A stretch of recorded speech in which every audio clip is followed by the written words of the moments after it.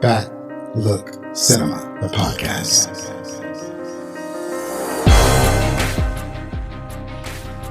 Dangerous? Poor old Waldman. Have you never wanted to do anything that was dangerous? Where should we be if no one tried to find what lies beyond? Have you never wanted to look beyond the clouds and the stars, or to know what causes the trees to bud? And what changes darkness into light?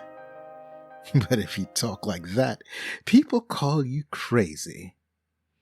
Well, if I could discover just one of these things, what eternity is, for example, I wouldn't care if they did think I was crazy.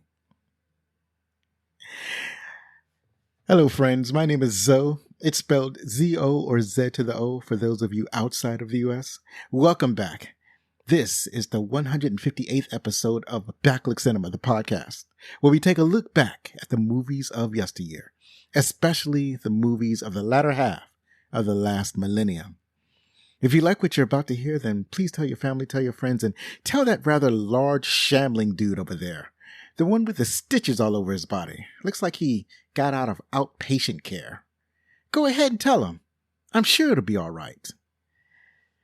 How you guys doing? Once again, we are here to talk about a fantastic movie. I'm doing something different this month. I want to go back further than we've gone on a regular episode. I want to go back to a time of discovery, a time when they were just discovering how to do new things in cinema, a time when just the smallest thrill could get you censored. That I'm talking about going back to those times.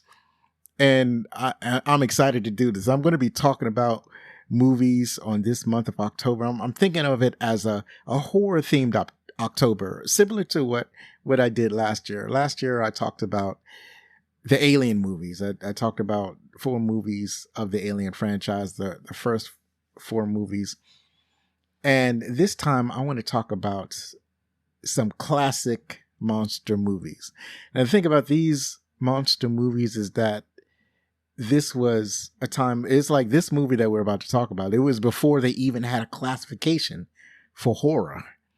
And a lot of countries that this movie was supposed to premiere in, these countries, if they could, they would censor the movie. They would have it heavily censored, or it probably didn't play there at all, or they banned it because the images and the subject matter were so shocking.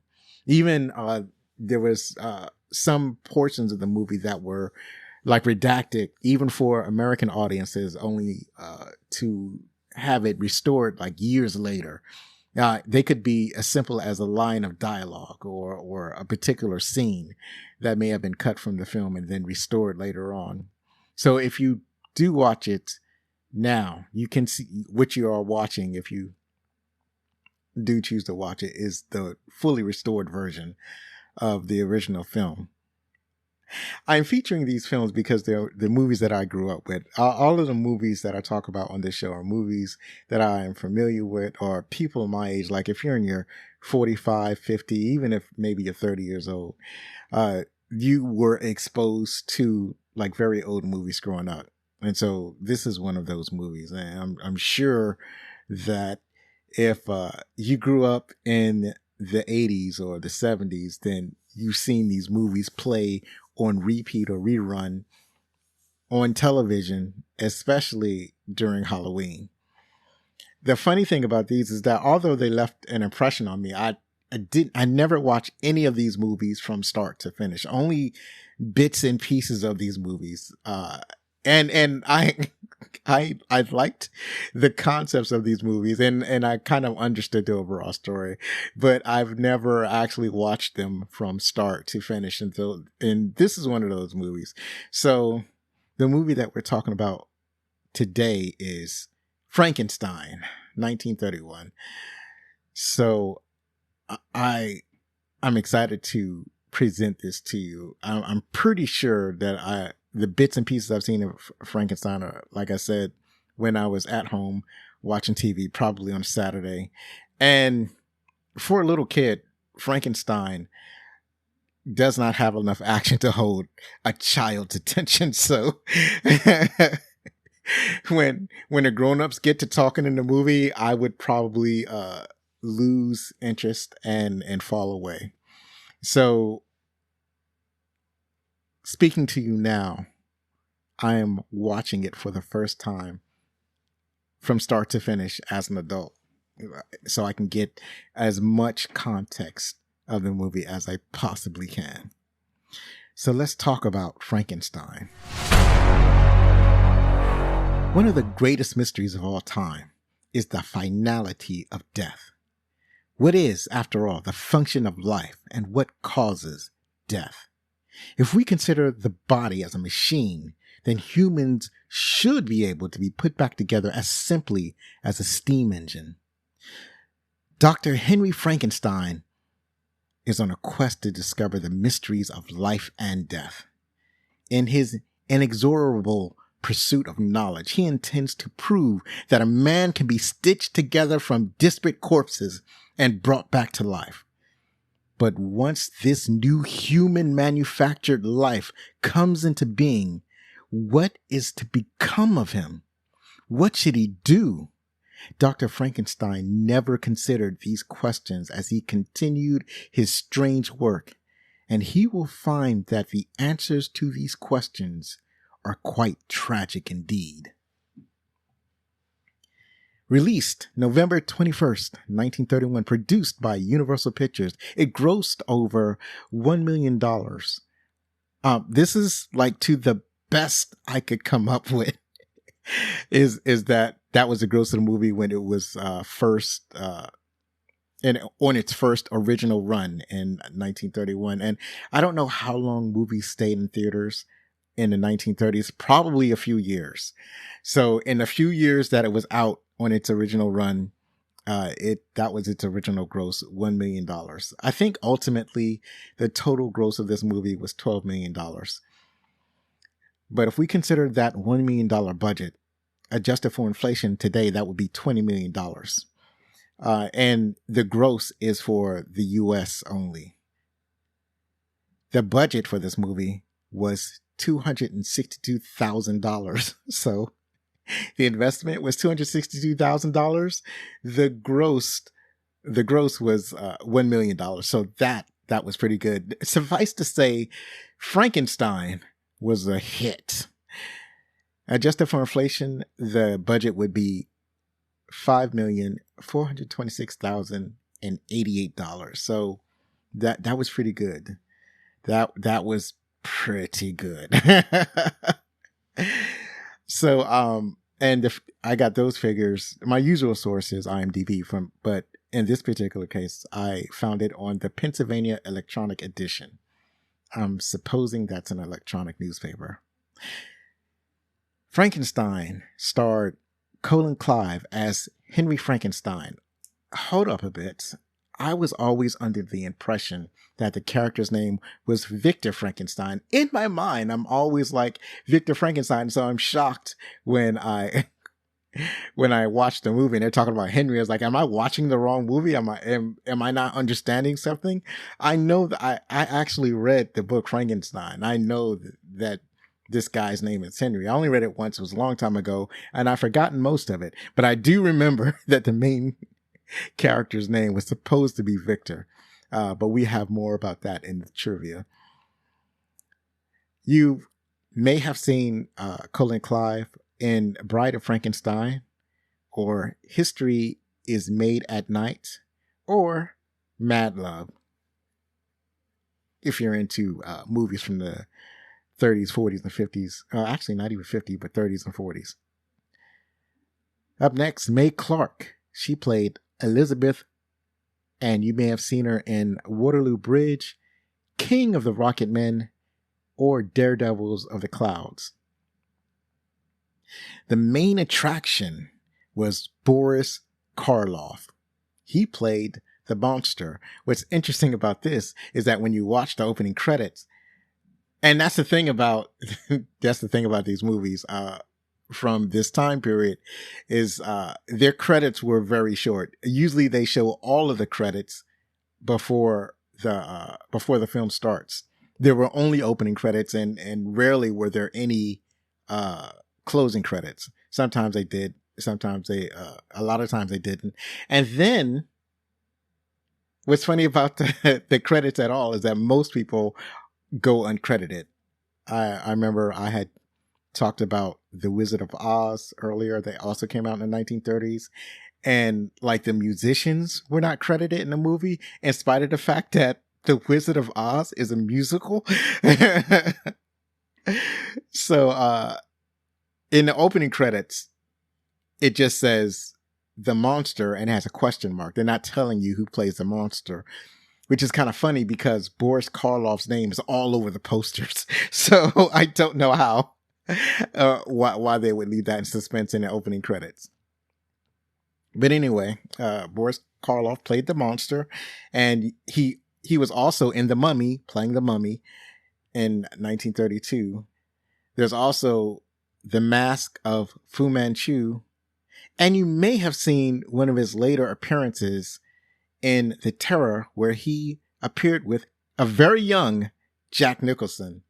And seeing him in that movie with Jack Nicholson was just fascinating because it's like this was Frankenstein. This is the man who played Frankenstein, and Jack Nicholson started early enough in his career where he could be in a movie with Frankenstein. That's mind blowing. John Bowles, I'm not sure if it's Bowles or Boles. It's one of those two. He played Victor Moritz. All of these names I have not researched. As you can see, there is a Victor in this film. It's not Frankenstein, but it is one of his best friends. You may have seen him in The Age of Innocence, The Life of Virgie Winters, or The Desert Song. Edward von Sloan played Dr. Wildman. You may have also seen him in Dracula, The Mummy, Dracula's Daughter, and he also makes an uncredited appearance as himself in the prologue of Frankenstein, warning the audience of what follows, which is very interesting. It's like the filmmakers knew that the images and the subject matter and the dialogue that was going to be shocking for the audiences of that time. And they had this guy walk out in what appears to be a stage on screen and say, "This is a very scary movie. I'm warning you." And then he leaves. So that's very interesting. Frederick Kerr plays Baron Frankenstein. I feel like Frederick Kerr was in a slightly different movie than the rest of the cast. He doesn't even everybody seems to be using that continental accent that film stars in that time period like to use, which is interesting because many of the actors, I don't know, I didn't research all of the actors. I know in particular that Colin Clive was an Englishman, but he did not have a very pronounced English accent. It sounded like that continental accent. Most of the people sounded like they were doing that continental accent, but Frederick Kerr seemed to be in a comedy. And I supposed he was the comic relief for this movie. If I didn't say it, he played Baron Frankenstein, and that's Frankenstein's father. You may have seen him in Raffles, Beauty and the Boss, or The Lady of Scandal. Dwight Frye played Fritz. So here's the thing. In this movie, Dr. Henry Frankenstein has an assistant. He doesn't have one in the books, but he has one in this movie. And this assistant, who I thought name was Igor, is actually named Fritz. It's actually kind of a kerfuffle, because in a later movie called Son of Frankenstein, there is an Igor, but it's not a hunchback. There's an Igor that mentioned that he had assistant Dr. Henry Frankenstein, but it's not a hunchback short dude. It's like a regular. It's actually a rather tall dude. That was Henry's assistant, whereas Fritz is a short hunchback dude that when people see him, they think of Igor, but his name isn't Igor. Well, we do see a hunchback Igor in Mel Brooks' Young Frankenstein. You may have seen Dwight Fry in Bride of Frankenstein, Dracula, or The Maltese Falcon. Lionel Belmore played the Burgomaster. He's also been in Bartley's The Magnificent, The Vampire Bat, or Oliver Twist. Marilyn Harris played Little Maria. She's also been in A Wicked Woman or Over the Hill. That was the child actor that was accidentally drowned by the monster. This movie was directed by James Whale. He's also directed Bride of Frankenstein, The Invisible Man, Showboat, The Man in the Iron Mask from 1939, Hell's Angels, uncredited, and the Old Dark House. So I'm not sure how the director goes uncredited in his own movie. I'm thinking perhaps it was a situation where he didn't want credit, or maybe it was a situation where there were more than one directors and he was just one of them. They directed movies differently in the 1930s. You could have like 3 or 4 directors like come in succession. It just didn't seem that the director was the most important figure in back then. It was kind of strange. But anyway, moving right along. This movie was written by John L. Balderston, Mary Shelley, and Peggy Webling. Now let's start with Shelley. In the movie, she is credited as Mrs. Percy B. Shelley. Why? It's like they just couldn't stand in the 1930s for a woman to have her own agency, so they called her by her husband's name. That's shameful. That's kind of messed up, but that's how they chose to credit the movie to her. Obviously, she wrote the original novel called Frankenstein or The Modern Prometheus. She's also written other novels: History of a 6 Weeks Tour, Matilda, The Last Man, and 5 other novels, and then various amounts of stories, either short stories or maybe novellas or articles. She's written, I would say that she was a prolific writer. But Frankenstein is her most famous work. Now we go to Peggy Webling. She was a woman who adapted the novel into a stage play. She's also a novelist, and she's responsible for referring to the monster as Frankenstein. So, let me go on a tangent about this. Now, there are a bunch of nerds out there who are going to say, when you say Frankenstein and you're referring to the monster, they're going to say, no, that's the scientist's name. The scientist is Dr. Frankenstein, and the monster is something he created. It didn't have a name. And I know this because I was one of those nerds, but I have since come around and changed my mind about this. And here's what I mean. First of all, it was this playwright, Peggy Webling, when she wrote this play. She was the one who did this. She's the reason I think that most people refer to the monster as Frankenstein, because this was an extremely popular play, and it was her play that was adapted to the movie. So when people saw the monster, they kind of knew to refer to it as Frankenstein. So this has been going on a while. Been going on for a while. So it's not really a confusion. This is what she did. The other thing is that when you think about passing on a name, like, you're a person, you have a children, they're likely going to have your last name. That's generally how we do it. And we can think of the monster as an offspring of Dr. Frankenstein. It just seems like it would make sense that the thing that, or the person that Dr. Frankenstein gave life to should have his last name. That's how we do it in regular society. When you think about it, if the monster was just like a regular dude, like if he wasn't, the reason that the monster acts the way he does is because he has an abnormal brain. He has a brain that cannot process anything correctly. He murmurs a lot. He doesn't actually speak.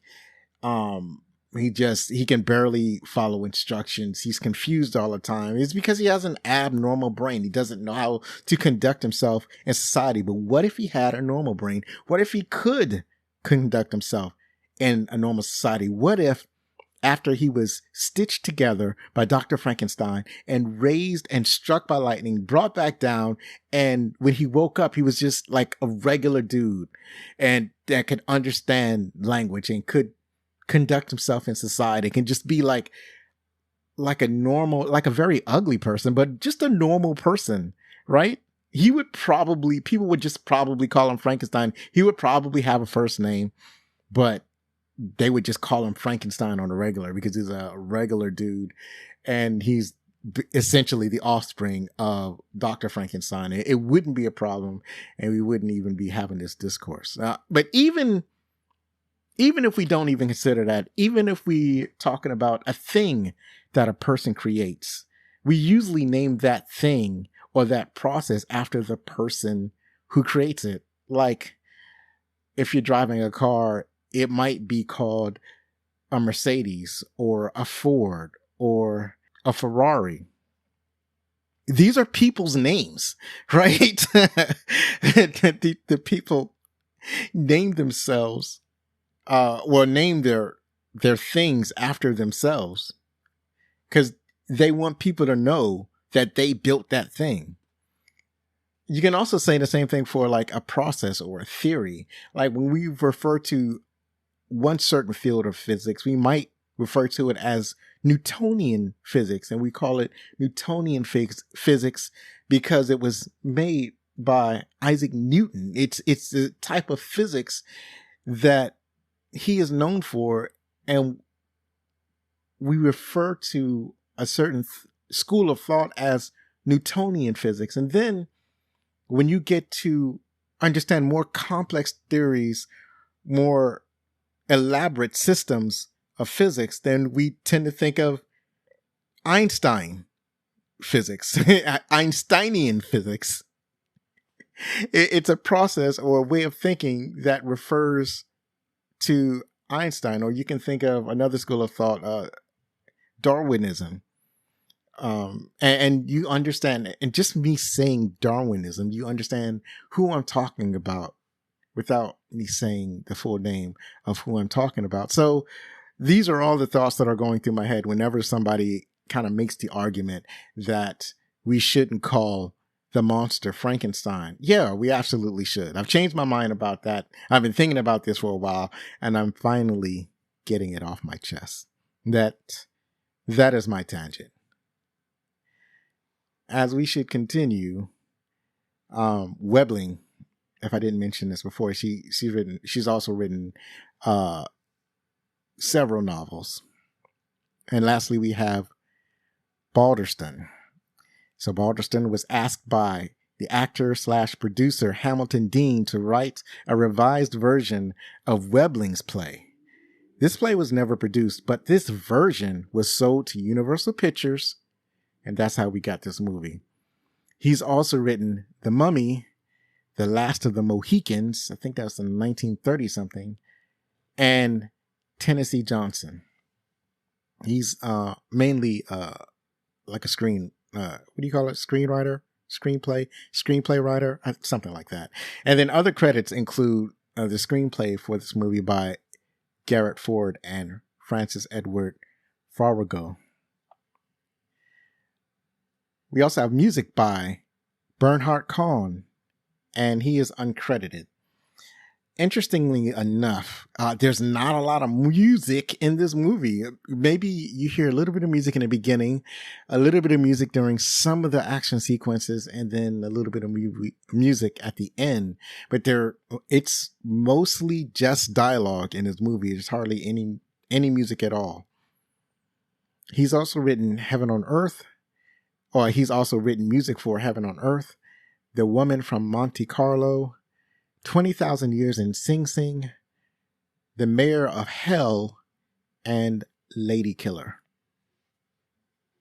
So that's it for the opening credits. And I don't have any new announcements. I just want to encourage you that to check out the designs at the shop at backlickcinema.com/shop. And as I've been saying for weeks now, still working on that eBay store so I could get rid of some of these things that I have that have essentially turned my tiny apartment into a warehouse. So now let's continue. We'll talk about my 5 favorite parts. So Frankenstein I wasn't sure how I was going to feel when I did this. Essentially, it's a first watch. If I'm being honest, like I said, I never was able to watch the entire movie from beginning to end. But now that I'm older and ostensibly more sophisticated than my child self, I could appreciate the more dramatic moments, the moments that bored my child self, I found more intriguing, more engaging. So I'm better off now. And one of the main things I've noticed is that it's a very short film. So it's barely an hour and 15 minutes, if that. And being that short, a lot of things were cut out. It's almost like they're giving you this is the Cliff Notes of Frankenstein. But I do appreciate it being short because when like a lot of the movies I'm watching now, they're like 2.5 hours long, 3 hours long. I kind of appreciate a short movie that kind of gets to the point and then asks you to leave. But the problem with having a movie so short is that it cuts a lot out. It's like you have to kind of just fill in the gaps with your own imagination, and then when it ends abruptly. That being said, you kind of know the overall story of Frankenstein. It's really an undetermined time and place. They kind of wanted to keep it as like a modern fable, so you don't exactly know the time period or the year.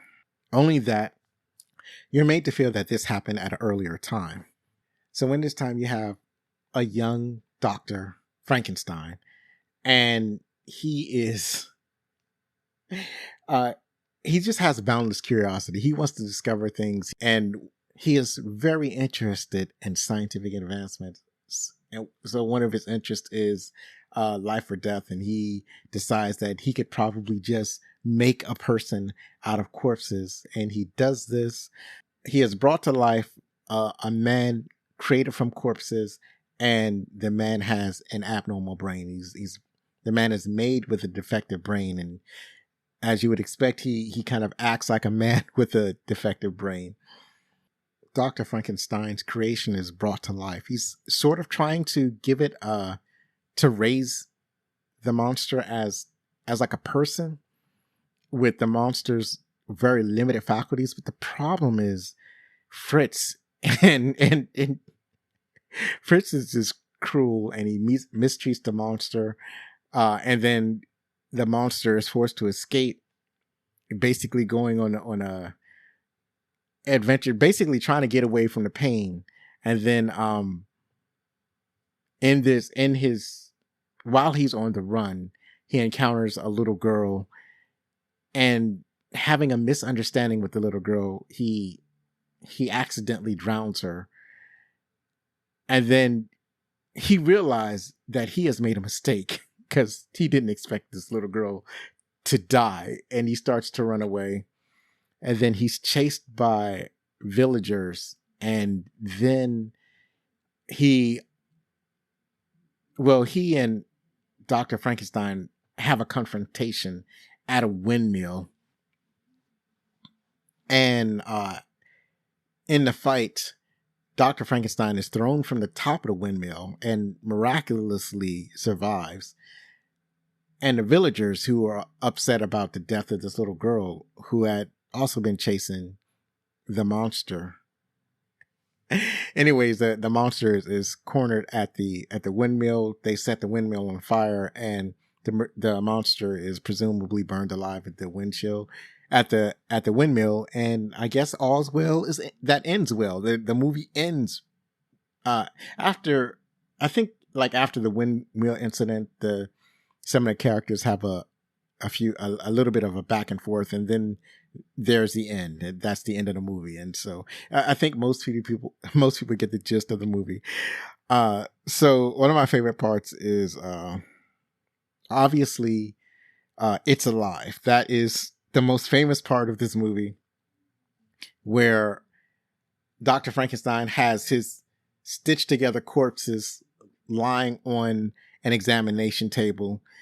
And I think the last thing that he does is that he installs the defective brain that is brought to him by Fritz.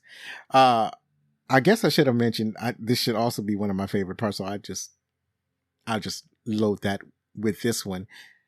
So what Fritz does is that when Frankenstein tells him to go get him a brain, he goes to the school, and the school has he goes to a classroom. There are two jars with two different brains. So Fritz picks up the normal brain. It says normal on the glass, and he picks it up and he starts to leave. And then there's a sound that startles him. He drops it and it breaks. And then he was like, well, I guess I'm gonna get this abnormal brain. He takes the abnormal brain because he's like, he grabs it and he runs away. And he doesn't tell Dr. Frankenstein that he brought the abnormal brain. He bought the bad brain. Dr. Frankenstein doesn't know he's working with a bad brain. So they're in the lab. This is after everything is done. I think he has an audience.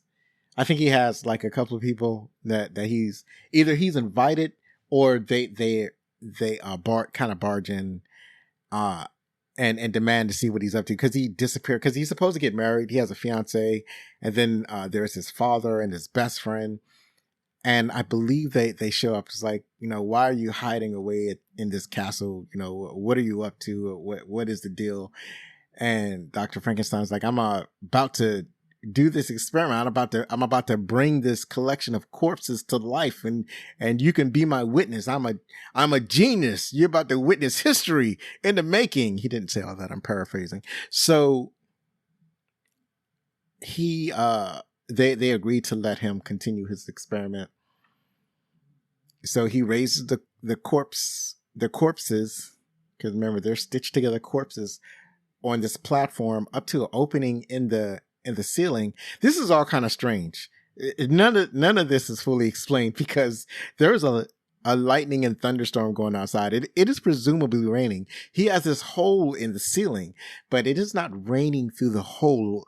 And I'm looking at this, is like, isn't it a storm outside? Shouldn't there be rain coming in through this hole? What is the mechanism? How is he raising the monster through on the platform through the hole where it's supposed to be thundering and lightning? How is nobody getting wet? I don't. And it must be one of those storms where the storm has moved off and they're only getting the lightning and thunder part.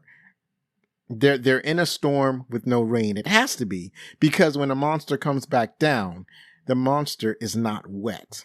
So it has to be that they're in a part of the storm that's just windy and stormy, and there is no rain. Like the storm has gone past, or the storm has not yet arrived. I'm thinking this through right now. So anyways, brings the monster back down, and they're anxiously looking at it, and it kind of moves his arm a little bit. And Dr. Frankenstein he's in ecstasy. And he starts screaming, "It's alive! It's alive! It's alive!" And I think there's one part where he says, "Now I know what it feels like to be gods." And that was one of the parts that was kind of cut out of the American showing in the 1930s. They thought that was blasphemy. It was like, you're going to have to strike that. So I think that was it was either cut from the film, or the film was mastered in such a way where the noise from the storm had made it so that what he said was unclear. But in the version that I watched on Peacock, you could clearly hear him say something like, "I know what it's like to be God." And that for 1930s, that was shocking to audiences. So he's like, all he could say is, "It's alive, it's alive," and it kind of fades to black. That was a great moment. That's a famous moment. It's one of my favorite moments. It's everybody's favorite moment of this movie. So that's that thing. Another of my favorite moments is Fritz kept fucking around with the whips and the fire on the monster. Like, he kept, like, Dr. Frankenstein is basically just trying to keep the monster in this room until he can figure out what to do with it. But the problem is Fritz. Fritz is just cruel. I think he's jealous of the monster. Fritz is absolutely just whipping the monster with the whips because he doesn't like the fact that the monster is around. I guess to take his spot. He's insecure, I guess. He thinks that the doctor will love the monster more than the doctor loves him. So he's very cruel to the monster. And Frankenstein himself doesn't really do anything about it. He doesn't really tell Fritz to stop. Like, it's like it's weak sauce when he tries to get Fritz to stop beating on this monster, and the monster is trying to attack, but Fritz has the chain, well, not the chain, but this whip and this fire, and just basically bullying the monster. The monster is not happy with it. So, it basically got around to the point where, the monster kind of like ignores being hit by Fritz and finally gets his hands on him and strangles Fritz to death. Like, so Fritz had it coming. What you notice in the film is that the monster it's only really attacking and killing the people that are messing with him. It's like if they just treated him with some modicum of kindness and respect, then the monster probably would have been all right. But instead, they, at least, or especially Fritz, treated him cruelly. And it's like, and I guess from the monster's perspective, it's like, because he was just born yesterday. So if this guy is beating him, then all of them are like that. All of them are going to eventually start beating on him. And he doesn't want to be beaten. So he kills Fritz to try to get away. He doesn't get away. He's eventually subdued and subjected to more cruelty. So I do like that the monster really only attacks those that threatens it or threatens him. And at one point when he's subdued, I think they inject him with a chemical, like a solution or something to put him under. So he's lying on a table, and while Frankenstein is in another part of the city or village or wherever he's at, he's somewhere else and he's about to get married. So he's with his fiance and they're essentially talking about getting married, but he's anguished because of what he has to go through with the monster, the experiment, the whole situation with Fitz being murdered. He's kind of anguished over all of that, and his fiance is just trying to get his mind right so that they can get married. So while all that's happening back at the castle, Frankenstein's teacher, Dr. Waldman, and the teacher's going to basically murder the monster. I don't know what his process is going to be. I think he's going to inject him with a poison or something to subdue, kill the monster once and for all, so that, the monster doesn't go murdering anybody else or killing somebody else in self-defense. So while he's preparing, he's like standing over, like the monster's on the table. He's kind of standing over the monster and he's getting his equipment ready. But what he doesn't notice is that the monster, his hand starts to raise. He doesn't realize the monster is waking up. So his hand starts to raise. He grabs Dr. Wildman by the neck and then basically strangles Dr. Wildman. And then he puts on his clothes because you don't see him, but just like when he's on the table, he has a lot of his clothes removed. But the next time you see him, like after that scene where he strangles the Dr. Wildman, the next time you see the monster, he has his clothes back on. So he apparently during that time he got dressed and he escapes from the castle. So another one of my favorite parts is that while the monster was out and, he encounters this little girl. The little girl is throwing flowers into the water. And this is the happiest time of the monster's life. He's just super happy to see this little girl playing at this pool, and she gives him flowers and he throws flowers in the pool, and they're just having a gay old time, just like in the Flintstones. And he runs out of flowers. He's like, "Oh my God, I ran out of pretty things to throw into the water." And what happens is that he's having a good time because when he throws it into the water, the flower floats, and he thinks that's just the dandiest thing he's ever seen. So he's run out of pretty flowers to throw into the water. And he's like, well, let me throw this little girl in the water. She'll float. She'll be all right. So he picks her up and he throws her into the water, and he expects to see her float, but she sinks into the bottom of this lake. And he was like, "Oh, that wasn't supposed to happen." You kind of see in his body language that he did not expect for that to happen, for her not to come back. I was like, "Why aren't you floating, little girl?" It's like he realized that this is a bad thing that's happened, and he starts to run away. So I love that part. So my last favorite part is the finale, but I feel like I have to talk about some of the things that led up to the finale. So, as I mentioned earlier, you had Dr. Frankenstein, his fiance. They're about to get married. They're in the house. There's like a bunch of party guests, and they're all just kind of like chilling and milling about and making preparations for the wedding. And the monster has found his way into Dr. Frankenstein's wedding, and this is kind of weird. Like, why would he go to that particular house? Like, what would draw him there? How did he just show up at the house where Dr. Frankenstein is getting married? Somehow he just shows up. That's what I mean when I say that this is the Cliff Notes version of Frankenstein, because I feel like there should have been some scenes that showed how he figured out that Dr. Frankenstein was getting married at that house, because he's definitely there. And he approaches Dr. Frankenstein's fiance, Elizabeth.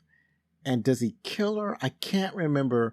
I remember that he's approaching her, but I can't remember if he kills her or not. I don't think he does, but she's definitely terrified. I think what happens is that other people break in and they kind of engage the monster, and the monster kind of runs away, and they chase him throughout the countryside. Actually, at some point he loses them, but Frankenstein catches up with the monster, and they end up in this windmill, and they're fighting all throughout the windmill, from the bottom of the windmill up the stairs.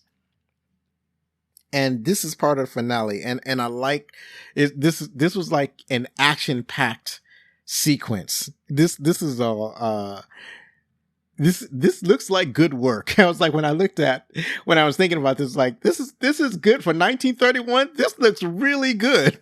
I could tell that they kind of sped up the action a little bit because they wanted it, they were cognizant that they wanted things to be action packed. Obviously, there were some things that they couldn't do at full speed because they didn't want to hurt the actors or the stunt people if they had any stunt people.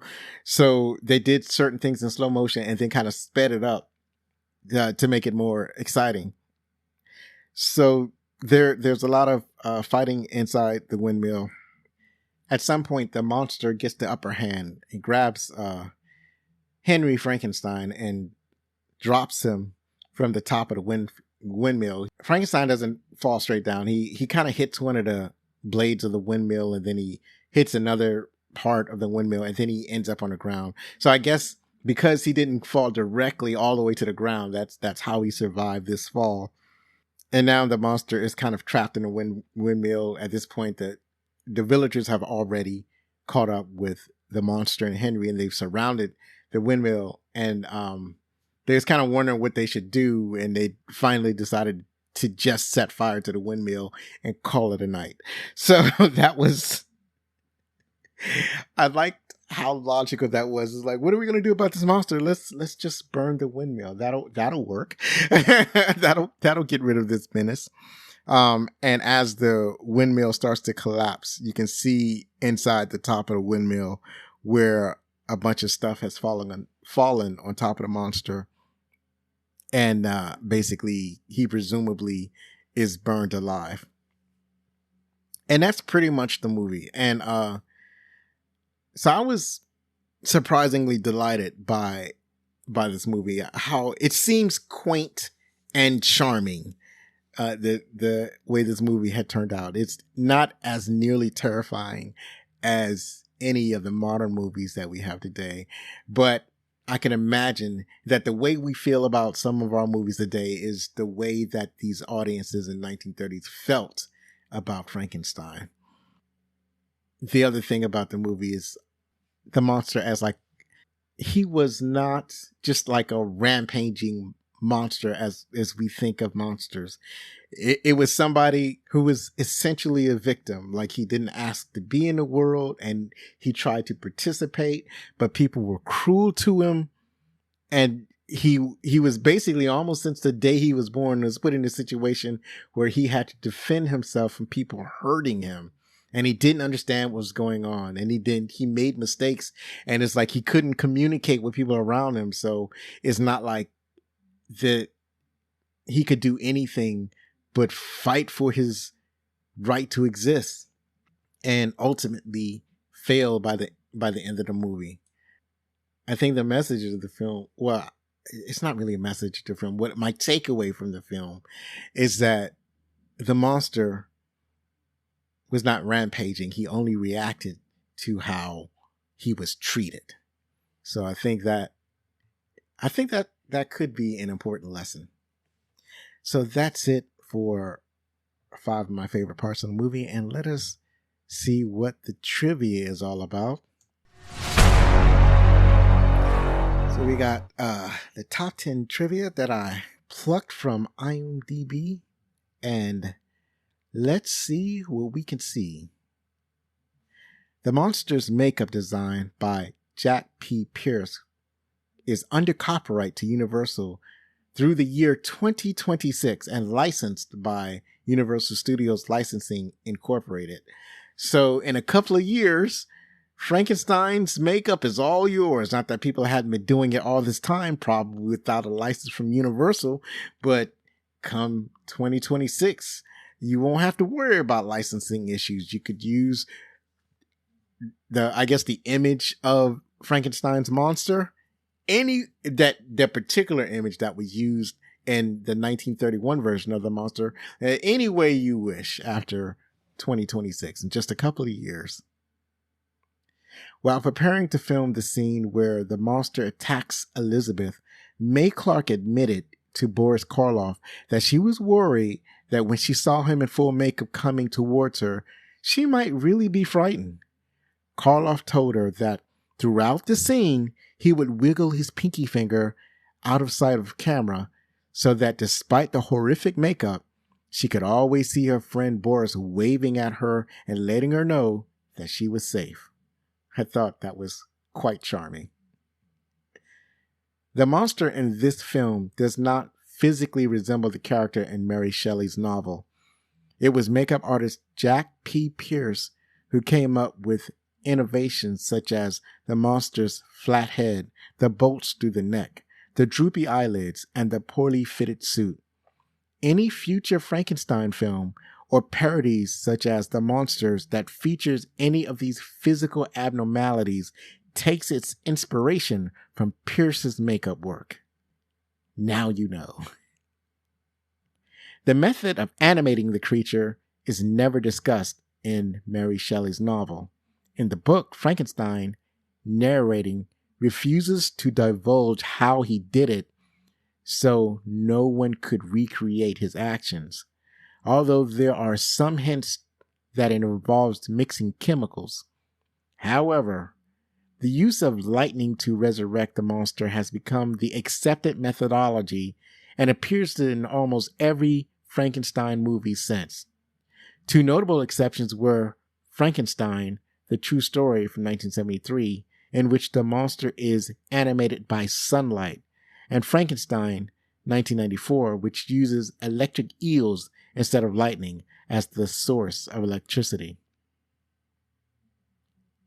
After bringing the monster to life, Dr. Frankenstein uttered the famous line, "Now I know what it's like to be God." The movie was originally released with this line of dialogue, but when it was re-released in the late 1930s, censors demanded it be removed on the grounds that it was blasphemy. I alluded to this earlier. A loud clap of thunder was substituted on the soundtrack. The dialogue was partially restored in the video release, but since no decent recording of the dialogue could be found, it still appears garbled and indistinct. The censored dialogue was partially returned to the soundtrack in the initial restored version releases. Further restoration has now completely brought back this line of missing dialogue. A clean recording of the missing dialogue was reportedly found on a Vitaphone disc similar to a large phonograph record. Modern audio technology was used to reinsert the dialogue in the film without any detectable change in the audio quality. With the restoration, it is now known that he says, "Now I know what it feels like to be gods." Apparently gods, not God, something like that. Up next, according to film historian Gregory W. Mank, director James Whale was jealous of the attention Boris Karloff's monster was getting during production and took revenge by making the actor carry Cullen Clive up the mountain to the mill in take after take dozens of times. Clive felt badly for his co-star and suggested that a dummy be used. Whale refused, and Karloff continued to have to carry Clive's 6-foot, 154-pound body in succeeding takes. And this is interesting because it reminds me of this scene in the movie that I saw recently called The Fall Guy, where the Fall Guy was kind of having a discussion with his ex-girlfriend. And because the Fall Guy was a stuntman, she had used the opportunity to take after take have him burned and slammed into a wall of rocks. Burned and slammed into a wall of rocks. Burned and slammed into a wall of rocks to get revenge on him from basically ghosting her. So, yeah, I guess such things actually happen in real life. The most difficult aspect of casting was the monster. James Whale happened to spot Boris Karloff in the Universal Commissary and passed him a note offering him a screen test, which Karloff jumped at. Karloff later joked that he was offended by being viewed as such an ugly character, since on the day that Whale spotted him, he was wearing his most elegant suit and thought he was looking handsome.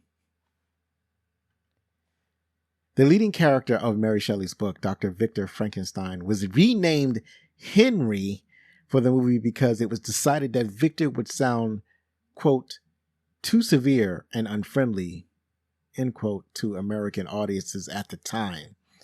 So I had also alluded to this earlier. Strange that Americans are so sensitive to the name Victor. Ken Strickfaden, who created all of the electrical gadgets and effects for the movie, also doubled for Boris Karloff for the sequences that showed million-volt sparks playing over his body. All of this electrical lab equipment has appeared in other movies over the years. Bride of Frankenstein, Undersea Kingdom, Blake of Scotland Yard, to name a few. When all of these lab gadgets were no longer used for movies, Strickfaden put them into storage in his garage. When Mel Brooks found out that the lab equipment still existed, the same machines were used in the comedy Young Frankenstein, and Brooks gave Strickfaden the on-screen credit he had not received in this film and others. Rock band Kiss used Strickfaden's Lightning Machine on their Spirit of 76 tour. The Lightning Machine was ultimately dropped from the show as it was deemed unpredictable and dangerous. Who would have thought that a lightning machine from the 1930s would be dangerous? At last we have Bela Lugosi. Bela Lugosi was the first choice to play the monster. He turned down this movie as the original script he was given portrayed the monster as a grunting killing machine. Director James Whale also scoffed at the original script and refused to do it. He overhauled and rewrote the entire screenplay, turning the monster into a caring and sensitive lost soul. What was assigned to the original director Flore and Lugosi was a monster with neither pathos nor heart, but a violent killing machine, a bit like what Karloff eventually played and would later regret doing in Son of Frankenstein in 1939. So that is very interesting. I hoped that you found it interesting too. Please let me know in the comments or send me a note or find me on the socials. Let me know what you thought of the trivia section. And now we're going to find out what the critics thought. All right, this is the section where we figure out what the critics were thinking, or at least a couple of them. In Rotten Tomatoes, the critics have it at a 94%. The audience or popcorn meter has it at 87% on Rotten Tomatoes. And on IMDb reviews, it sits at a 7.8 out of 10. Irene Thurer from the New York Daily News wrote, "It's a study of a chemical experiment, one which clutches at you icily and holds you until the romantic ending guarantees satisfaction after an hour's worth of gripping, intriguing horrors." Yeah, that's interesting. I didn't do any research as to when this was written, but it sounds contemporary. Up next is H.H. Niemeyer from the St. Louis Post-Dispatch. They wrote, "One of those movie attempts to turn out a weird mystery mailer which never quite clicks with the audience, which doesn't believe in Santa Claus." The thing is that if you know that you're going to see what is essentially a fantasy story, then you've kind of accepted the premise, right? It's like if you don't believe in Santa Claus, then you're not going to go watch a monster movie. Like the poster and the trailers clearly showed you that this was a fantasy. So if you don't believe in Santa Claus, why would you want to go and watch this movie in the first place? Up next is, also, before I go next, I said something about this being a weird mystery mailer. I don't know what that means. MELLER. I should have looked up the word before I started recording. Hold on, I'll be right back.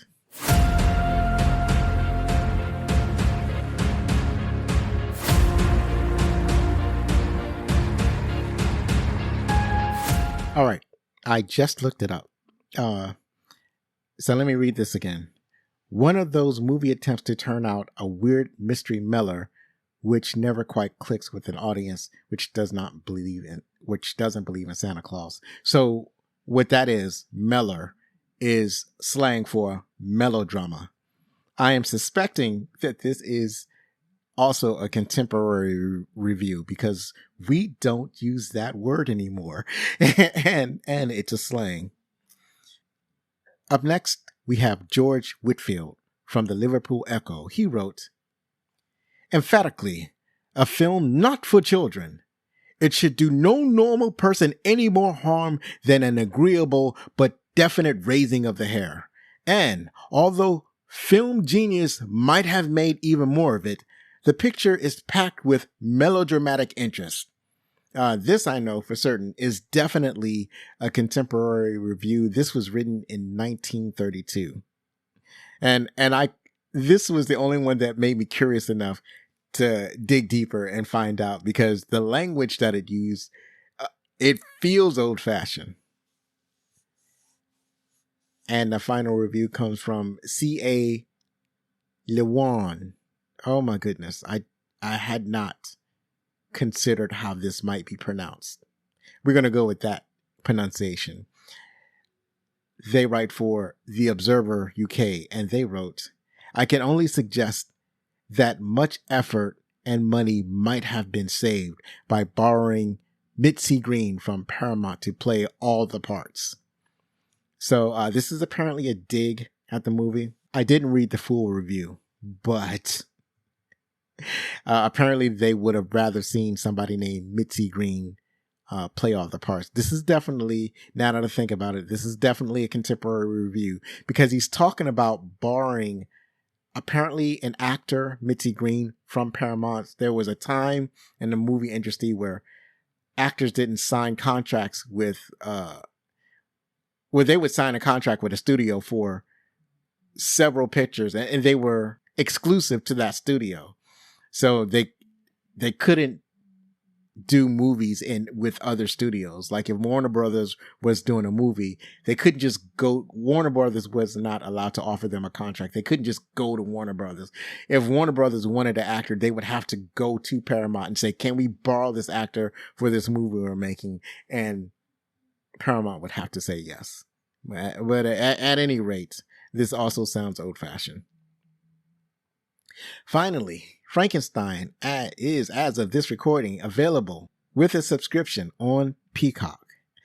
That's it for today. Next week, we continue our horror-themed October with the classic that inspired this movie.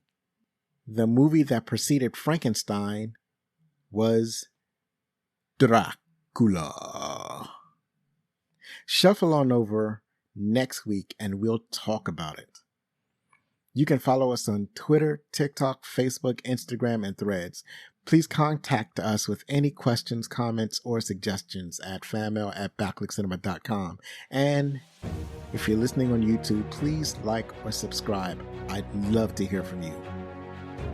One last time, if you like this show, then please help us grow by spreading the word about Backlick Cinema, the podcast. Believe me, it matters. I've been Zoe Richardson. Be safe. Share a movie from yesteryear with your family. Hug your loved ones. And if you're going to be anything, be outstanding.